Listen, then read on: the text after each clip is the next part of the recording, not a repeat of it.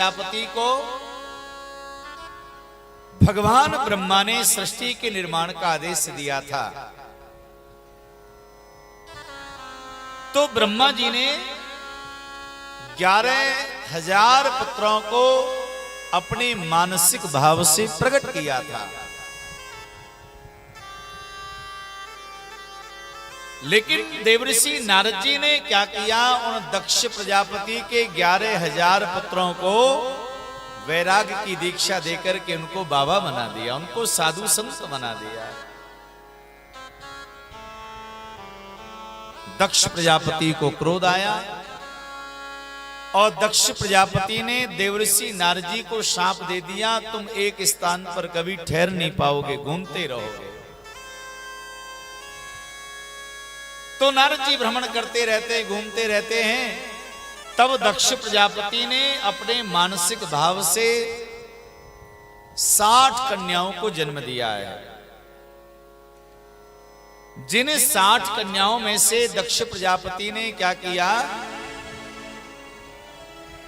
27 कन्याओं ने एक साथ चंद्रमा का वर्ण कर लिया। चंद्रदेव परम सुंदर हैं। चंद्रमा जी जब आए तो दक्ष प्रजापति की 27 कन्याओं ने एक साथ चंद्रमा जी के गले में जयमाल डाल दी। दक्ष प्रजापति ने चंद्रदेव को कहा, हे चंद्रदेव, आपने हमारी 27 कन्याओं का दान स्वीकार किया है। अब इनकी देखभाल, इनकी आवश्यकताएं, इनकी जिम्मेदारियां वो सब तुमको निभानी पड़ेंगे। चंद्रदेव ने कहा, हे महाराज दक्ष प्रजापति, आपकी आज्ञा मुझे सिरोधार्य है। तो 27 पत्नियों को लेकर के चंद्रमा जी अपने चंद्रलोक पहुंचे हैं।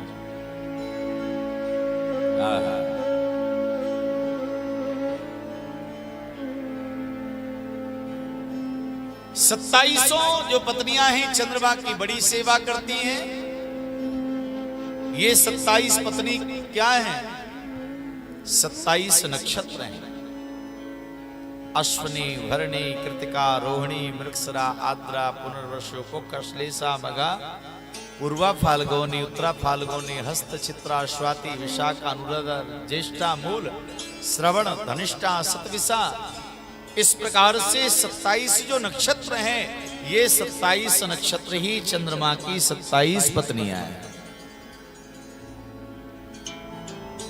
इनमें एक पत्नी है जिनका नाम रोहिणी है, जिसको रोहिणी नक्षत्र कहते हैं। हमारे कन्हैया का जन्म किस नक्षत्र में हुआ? रोहिणी नक्षत्र में हुआ। तो ये माता रोहिणी परम सुंदरी है। तो चंद्रमा का जो झुकाव है, चंद्रमा का जो लगाव है, वो 27 पत्नियों में सबसे ज्यादा रोहिणी के प्रति है। रोहिणी को बहुत ज्यादा प्रेम करते हैं।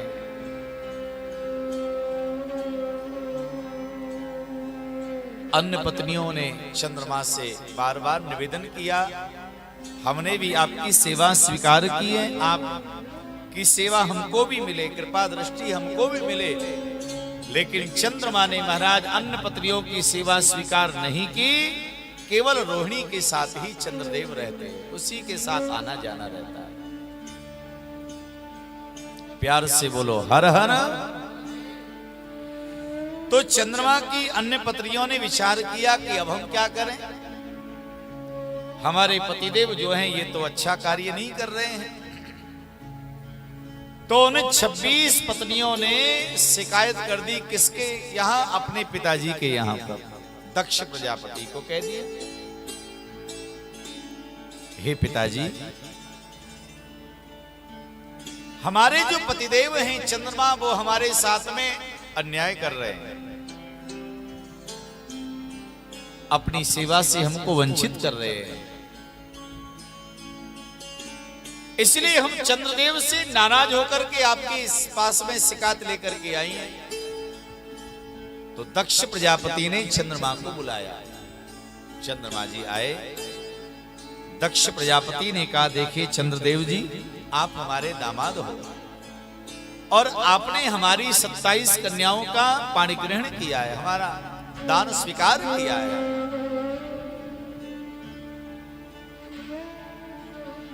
हम आपसे निवेदन कर रहे हैं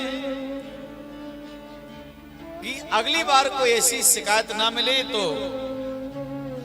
चंद्रमा जी ने कहा, आप महाराज चिंता ना करें, मैं आपको वचन देता हूं और अब के बाद में किसी प्रकार की शिकायत आपको नहीं मिलेगी। फिर से उन्होंने अपनी 26 कन्याओं को चंद्रमा के साथ विदा कर दिया। चंद्रमा जब उनको लेकर के आए, चंद्रलोक में गए, तो चंद्रमा के व्यवहार में, वर्ताव में कोई अंतर नहीं हुआ।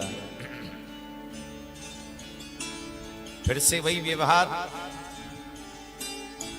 कुछ समय तक चंद्रमा की पत्नी आ रही, फिर नाराज होकर के अपने पिताजी के यहां पर चली गई। दक्ष प्रजापति ने कहा, देवियों क्या हुआ? उन्होंने कहा, महाराज चंद्रदेव तो मानने वाले नहीं है। दक्ष प्रजापति को क्रोध आ गया और इतना क्रोध आया दक्ष प्रजापति को कि बिना विचारे दक्ष प्रजापति ने क्या किया, चंद्रमा को महाराज शाप दे दिया है। हे चंद्रदेव, तुमने मेरी 26 कन्याओं का, मेरी बेटियों का तुमने अपमान किया है। केवल तुम रोहिणी से ज्यादा प्रेम करते हो, अपने रूप का, सौंदर्य का तुमको बहुत ज्यादा अहंकार है ना, मैं शाप देता हूं।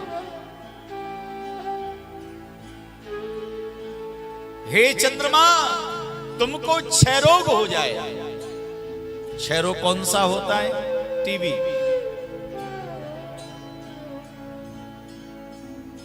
अब तो जैसे ही चंद्रमा को शाप दिया, तो चंद्रमा तो महाराज जिस तारामंडल में विराजमान थे, वही चंद्रमा क्षीण होकर के गिरने लगे हैं।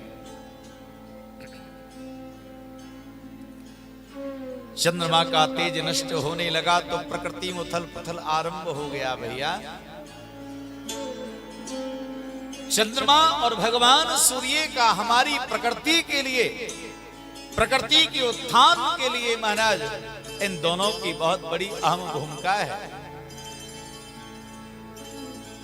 कोई भी वनस्पति उत्पन्न होती है, कोई धान्य प्रकट होता है, किसी प्रकार का वृक्ष यदि उत्पन्न होता है तो उसमें सूर्य और चंद्रमा दोनों की अहम भूमिका होती है। उसके लिए सूर्य का प्रकाश चाहिए और चंद्रमा की चांदनी रात चाहिए।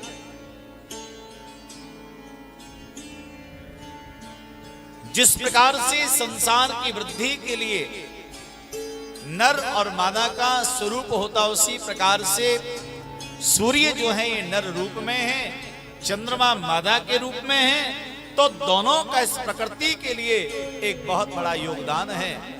इनमें से अगर कभी सूर्य भगवान निकलना बंद हो जाए या चंद्रदेव की यदि शीतलता प्राप्त ना हो, तो प्रकृति का उत्थान रुक सकता है।